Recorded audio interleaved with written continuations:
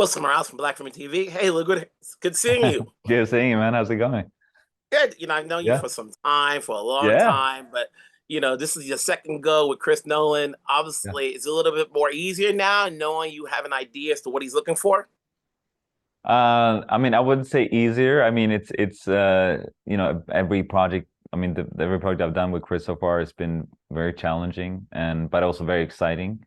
And for this one especially, like I've never done a movie before where you have to be inside of the character. Where you like the whole score, it has to channel all of Oppenheimer's feelings, and you have to put the audience in his head and inside of his mind the whole go around.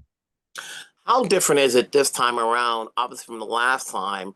When, every project is different, as you just mentioned.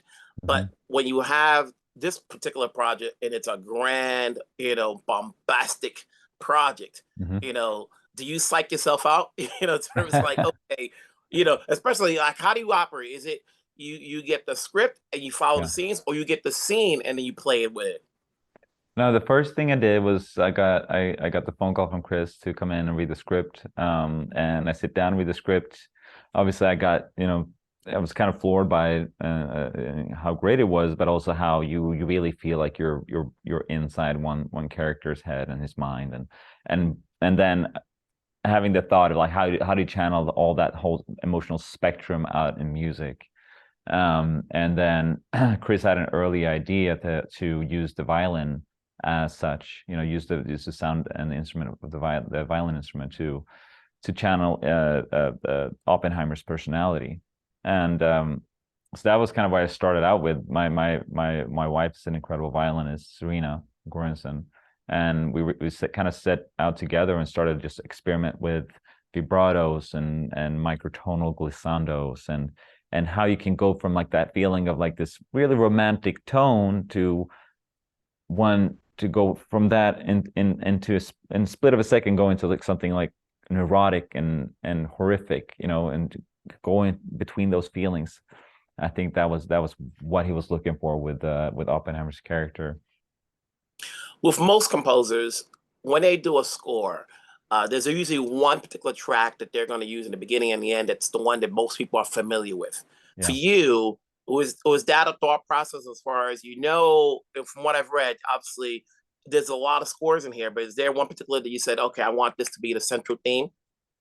Yeah, absolutely. And we had that theme. It was the first time you hear it, it's just played on the violin, just with this beautiful, kind of sentimental, lonely, haunting tone to it. And but then throughout the movie, you hear it build up with four violins, eight violins, the whole orchestra. And there's this montage early on in the movie where you see Kenny Branagh is asking Cillian, can you hear the music? And that's when that piece transcends what we did before. It goes into you and you see these images of the spinning atoms. And I remember that was one of the first things that Chris showed me after I read the script. I went into a screening at an IMAX theater, and he showed me these experiments of the spinning atoms and this visual effects that he had been working on, and had such a big impact on me. So when I saw that, I was like, oh, geez, that's how I want the music to sound like.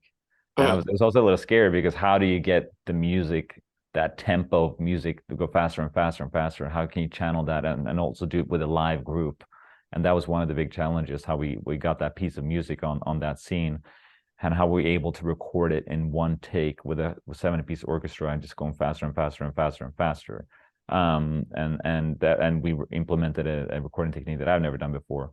And so going so that scene also and that piece of music also is something that you hear in the very end.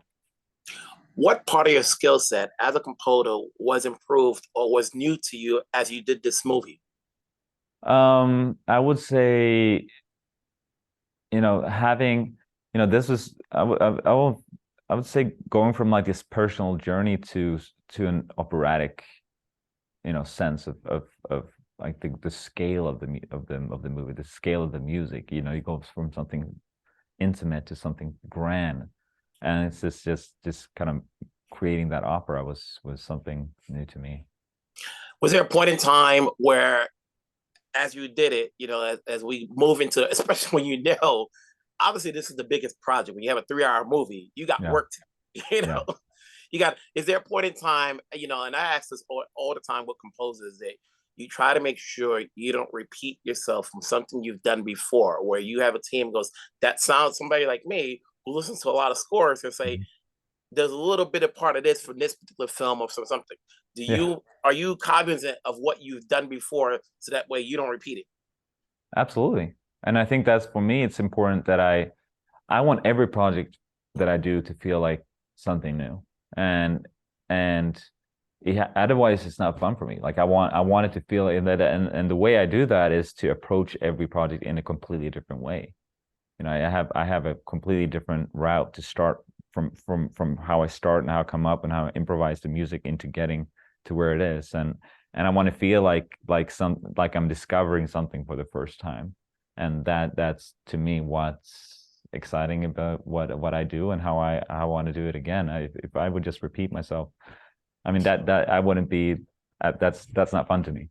And then obviously when you're working with Chris and what was the process like? Was it like he listened to every track, or he wait for the finished product and then come back to you with notes? No, we have a very great collaboration. I'm after I read the script, that's when I start writing the music. So that's about 3 months before they start shooting the film. So from that time on, we go in, we meet up once a week. I write 10 minutes of music every week. We sit down, we listen, we talk about the instrumentation, we talk about the sounds, we talk about what's interesting, and then I move on and I write more music, and then we have those meetings for 3 months, and then when he starts shooting the film, he has about 2 or 3 hours of music to listen to when he's shooting the film. So when they're done and he and Jennifer Lame sits down to start editing the film, they can already put that music into the first cut, and so you have a whole new fresh sound world, and everything about the movie feels fresh from the start. And I think that's really important, and also it gives us more time to push the boundaries and do what we really want to do. You know, when you do a movie like this and you've got a lot of scores and you think about the previous stuff you've done, I always wonder, is there a track or so that's been unused that you're waiting for the opportunity for something to come along? He goes, I've got the Pepper score. It's already done. Not yet. I don't have anything that I reuse for other projects, but but there's always ideas, on every movie. I'm always learning things, and I feel like I'm always getting better composer. I'm getting better. I'm also growing as a person, and I always take those experiences with me and I put them in a toolbox. And sometimes it's just ideas, but sometimes it could be like sounds that I was like thinking about, like, okay, that sound was cool for that. I wasn't able to use that sound, but like, I'm gonna put that in the back of my mind, and maybe find the right time with that sometime. But you know, it's difficult to use ideas from other projects because everything I do is just they're so different. You've worked with Ryan Coogler, Mhm. obviously, for the purpose of people watching this, Yeah. and you've now worked with Christopher Nolan. Is there a point as far as what does it take to say yes besides the name of the director? Besides the name of the director. Yeah. What makes you say Uh, yes to projects you want to work on? well, I like you said with both Ryan and with Chris, they're just so focused on their work, and they're both. I feel like for me, like I want to work with people that are just so, they also feel like they're really invested in what I'm doing. Both Ryan and Chris are extremely invested in the music, and they have really good sense of music and have a good ear of music, and the way that they choose to channel the story and through music, I think is very important. And I want to work with that's why I want to work with people that have that same kind of interest in music. Congratulations on the score. Congratulations on the film. Obviously, you're only getting bigger and bigger. So, when you get this big 3-hour movie, where do you go from here? So you're looking forward to what you do next. So keep it going. We're here to support. Take care. Thank you. So nice to speak to you, Ken. I hope to see you soon. Yes.